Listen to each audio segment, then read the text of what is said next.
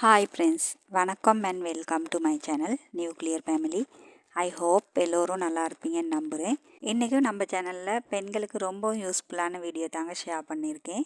ஒவ்வொரு குடும்பத்துலேயும் அதிகமான பொறுப்பு இருக்கிறது பெண்களுக்கு தான். இந்த குடும்ப தலைவிகள் எப்படி இருந்தால் அந்த குடும்பத்தை முன்னேற்றி கொண்டு போக முடிகிறது அப்படிங்கிறது தான் இன்றைக்கி வீடியோவில் பார்க்க போகிறோம். இதில் இருக்கிற விஷயங்களை நீங்கள் ஏற்கனவே செஞ்சுக்கிட்டு தான் இருக்கீங்க அப்படின்னாலும் இப்போது நீங்கள் என்ன நிலைமையில் இருந்தாலும் பரவாயில்லை, இன்னும் வருங்காலத்தில் உங்கள் குடும்பத்தை நல்ல ஒரு நிலைமைக்கு வந்து சேரும். இதில் இருக்கிற விஷயங்களை நீங்கள் செஞ்சுக்கிட்டு தான் இருக்கீங்க அப்படின்னா ரொம்ப சந்தோஷப்பட்டுக்கோங்க. நீங்கள் நினச்ச மாதிரி வாழ்க்கை வருங்காலத்தில் நிச்சயமாக உங்கள் கையில் வந்து கிடைக்கும். இது ஏன் பெண்கள் செய்யணும் அப்படின்னா, பெண் நினச்சா எதையும் செய்ய முடியும் அப்படின்னு சொல்லுவாங்க. இது 100க்கு 100% உண்மைதான். இதை பற்றி நீங்கள் என்ன நினைக்கிறீங்கன்னு கமெண்ட் பண்ணுங்கள். ஒரு பெண் நினச்சிட்டாங்கன்னா அதை செய்கிறதுக்கான எல்லா வழியும் கண்டுபிடிக்க முடியும், எல்லா வாய்ப்பும் உருவாக்க முடியும், நினச்ச மாதிரி அதை செஞ்சு முடிக்கவும் முடியும். பெண்களுக்கு அப்படி ஒரு சக்தி இருக்குது. அதனால தான் பெண்களுக்கு எதை நினச்சாலும் சாதிக்கலாம்னு சிம்பிளாக சொல்லி முடிச்சிட்டாங்க. முதல்ல பொறுப்புள்ள பெண்ணாக இருக்கவங்க அதிகாலை நேரத்தில் சீக்கிரமாக எழுந்திருப்பாங்க.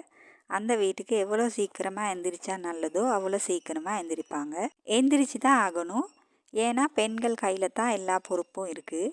அவங்க சீக்கிரமாக எழுந்திருக்கிறனால எல்லா வேலைகளையும் சீக்கிரமாக செஞ்சு முடிக்க முடியும். யோசித்து பாருங்கள், நீங்கள் ஒரு நாள் லேட்டாக எழுந்திரிச்சிங்கன்னா எல்லோருடைய வேலையுமே லேட் ஆகும். அதோட லேட்டாக எழுந்திரிச்சோன்னா சுறுசுறுப்பே இருக்காது.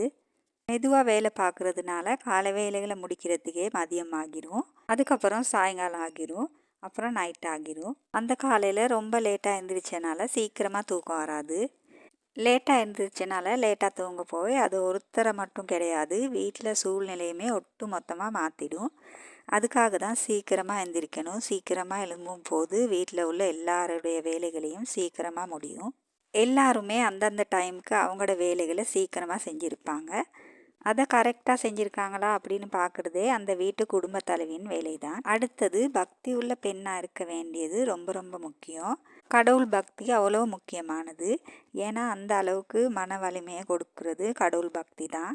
கடவுள் மேலே நம்ம பக்தியாக இருந்தோம் அப்படின்னா மனுஷங்க செய்கிறாங்க செய்யலை, மனுஷங்க எப்படி வேணாலும் மாறி போவாங்க. ஆனால் கடவுள் ஏதோ ஒரு விதத்தில் நமக்கு அந்த உதவியை சரியான நேரத்தில் செஞ்சு கொடுப்பாங்க அப்படிங்கிறது ஒரு நம்பிக்கை. அந்த நம்பிக்கை நம்ம மனசில் இருக்கிறதுனால எந்த ஒரு வழியிலையாவது நமக்கு உதவி கிடைக்கும். நமக்கு வர ஒவ்வொரு இக்கட்டான சூழ்நிலையில் கூட நம்ம தைரியமாக இருக்கிறதுக்கு உதவி செய்யும். அதுலேயும் குடும்பம்னு வரும்போது பலவிதமான சூழ்நிலைகளை நம்ம பார்க்க வேண்டியிருக்கும். திருமணமாகி வந்ததுக்கப்புறம் தான் வாழ்க்கைனா என்னான்னு புரிஞ்சுக்குவோம். ஏன்னா இது வரைக்கும் பார்க்காத பல சவால்கள் கூட இந்த குடும்பத்தில் தான் சந்திக்க வேண்டியிருக்கும். எல்லாத்தையும் நம்ம தாண்டி தான் ஆகணும். எல்லாத்தையும் நம்ம சமாளிக்கத்தான் வேணும். இதெல்லாம் பண்ணுறதுக்கு பெரிய மன வலிமை வேணும். அது கடவுள் பக்தி இருக்கவங்களுக்கு ரொம்ப ஈஸியாக கிடைக்கும். அப்போ தான் சின்ன விஷயங்களுக்கு உட்கார மாட்டோம். சின்ன விஷயங்களை ஒரு தூசி மாதிரி தட்டி விட்டு அடுத்த வேலையை பார்க்க போயிடுவோம். அதனால தான் குடும்பத்தில் எல்லாத்தையும் தாங்கிட்டு இருக்கிற பெண்களுக்கு இந்த பக்தி இருந்தது அப்படின்னா அது அவங்களுக்கு பெரிய ப்ளஸ்னே சொல்லலாம். உண்மையான பக்தியோடு இருக்கவங்களுக்கு தெரியும் அதில் நமக்கு எவ்வளோ ஸ்ட்ரென்த் கிடைக்கும் அப்படின்னு. அடுத்து பெண்கள் எப்போவுமே சுறுசுறுப்பாக இருக்கணும்.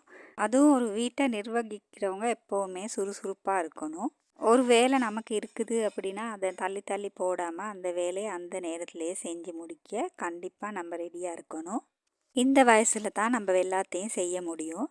இந்த வயசில் வேலை பார்க்காம வேறு எந்த வயசில் நம்ம வேலை பார்க்க முடியும்? ஒரு 60 வயசுக்கு மேலே கேட்டிங்க அப்படின்னா எல்லாத்தையும் செய்யணும் அப்படின்னு ஆசை இருக்கும். இதை செஞ்சிடலாம், அதை செஞ்சிடலாம், இதை முடிச்சிடலாம் அப்படின்னு ஆசை நிறைய இருக்கும். இதெல்லாம் நம்ம முன்னாடி செஞ்சுருக்கலாமே அப்படின்னு பல யோசனைகள் கூட இருக்கும். அதை செய்கிறதுக்கான உடல் வலிமை அந்த நேரத்தில் இருக்காது. ஒருத்தவங்க 60 வயசில் இவ்வளோ சுறுசுறுப்பாக இருக்காங்க அப்படின்னா அவங்க 30, 40, 50 வயசுகளில் எவ்வளோ சுறுசுறுப்பாக இருந்திருப்பாங்க. இந்த வயசில் உடம்பு எல்லாத்தையும் செய்கிறதுக்கு ரெடியாக தான் இருக்கும். நம்ம மனசில் முடியாது இப்போ முடியாது நாளைக்கு அப்படின்னு தள்ளி போடுறதுனால உடம்புமே ஒரு சோம்பேறித்தனத்தை கொண்டு வருது. நம்ம மனசு தான் முக்கியம். மனசு ரெடி அப்படின்னா உடம்பு அடுத்த செகண்டே ரெடி தான். இந்த வயசில் எல்லாமே சுறுசுறுப்பாக இருக்க முடியும். அடுத்த விஷயம், எதுக்கு எடுத்தாலும் கவலைப்படுறது. எதுக்குமே கவலைப்படாதீங்க. கவலைப்படுறதுக்கு பதிலாக இதிலேருந்து எப்படி வெளியே வர்றது அப்படின்னு யோசிக்கணும். அதிலிருந்து வெளியில் வரணும். நம்ம அடுத்து என்ன செய்ய போகிறோம் அப்படிங்கிற எண்ணத்தை மட்டும் மனசில் நினச்சிக்கிட்டே இருக்கணும். கவலைப்படுறது வந்து நமக்கு தேவையே இல்லாதது. கவலை வந்து ஒரு மனுஷனை எப்படி ஆக்கும் அப்படின்னா உடம்பையே உருக்கிடும். அந்த அளவுக்கு அந்த கவலைக்கு வந்து பெரிய பவர் இருக்குது. ஒருத்தவங்க கவலைப்பட்டுக்கிட்டு இருக்காங்க, ரொம்ப கவலையில் இருக்காங்க அப்படின்னா அவங்க உடம்பு எங்கே போகுதுன்னே தெரியாது. அந்த அளவுக்கு உருகி போயிடுவாங்க.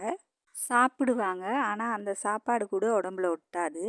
அந்த அளவுக்கு உள்ளுக்குள்ளே கவலைப்பட்டுக்கிட்டு இருப்பாங்க. இந்த உடம்பே காட்டி கொடுத்துரும் நீங்கள் ரொம்ப கவலையாக இருக்கீங்க அப்படின்னு. இப்போ நம்ம கவலைப்படுறது மூலமாக வளருவோம் அப்படின்னா நம்ம கவலைப்படுறதுல பிரயோஜனம் உண்டு. ஆனால் அப்படி ஒன்றும் நடக்க போவதில்லை. கவலைப்படுறதுனால எதுவுமே மாறப்போவதும் இல்லை. எது நடந்தாலும் கவலைப்படாதீங்க. அதுக்கு பதிலாக இதிலேருந்து எப்படியாவது வெளியே வரணும், நம்ம வந்து மேலே போகணும், இதை வந்து மாற்ற அதுக்கு ஏதாவது வழி உண்டா அப்படின்னு யோசிக்கணும்.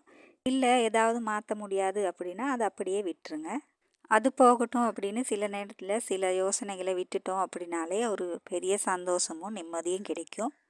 அதனால் ஒரு விஷயம் முடியாது அப்படின்னா அதை பற்றி யோசிக்காதீங்க, அதை அப்படியே விட்டுருங்க. இதை ஒரு உதாரணமாக சொன்னால், நம்ம முதுகில் ஒரு பெரிய பாறாங்கல்லை கட்டிட்டு தண்ணியில் இருக்கிறோம். எப்படியாவது வெளியில் வரணும் அப்படின்னு நினைக்கிறோம். ஆனால் கல்லை கட்டியிருக்கும் போது நம்மளால் எப்படி வர முடியும்?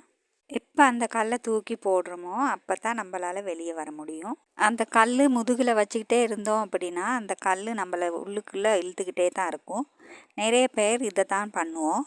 தேவையில்லாத நிறைய விஷயங்களை போட்டு யோசித்து குழப்பமாகிடுவோம். சில விஷயங்களை மாற்ற முடியாது. அதை அப்படியே விட்டுட்டு நம்ம வழியை பார்த்து போய்கிட்டே இருக்கணும். அடுத்ததாக பொறுப்புள்ள பெண்களாக இருக்கும்போது பேசுகிற பேச்சு வந்து ரொம்ப தெளிவாக இருக்கணும். நம்ம பேசுகிறதுல மற்றவங்களுக்கு ஒரு சந்தோஷம் கிடைக்கணும், ஆறுதல் கிடைக்கணும், ஏதோ ஒரு விதத்தில் அவங்களுக்கு பிரயோஜனமாக இருக்கணும். எப்போ அவங்களுக்கு வந்து நம்ம பேசும்போது ஒரு நிம்மதி, ஒரு சந்தோஷம், ஒரு மகிழ்ச்சி கிடைக்கணும். அனாவசியமாக பேசி மற்றவங்கள சங்கடப்படுத்துகிற மாதிரி பேசுகிறது, சில நேரங்களில் மற்றவங்கள புண்படுத்துகிற மாதிரி பேசுகிறது, குறை சொல்கிறது, இந்த மாதிரியான ஏதோ ஒரு விதத்தில் அவங்களுக்கு ஒரு தாக்கத்தை ஏற்படுத்தக்கூடாது. சில நேரங்களில் அனாவசியமாக பேசிக்கிட்டே இருப்போம்.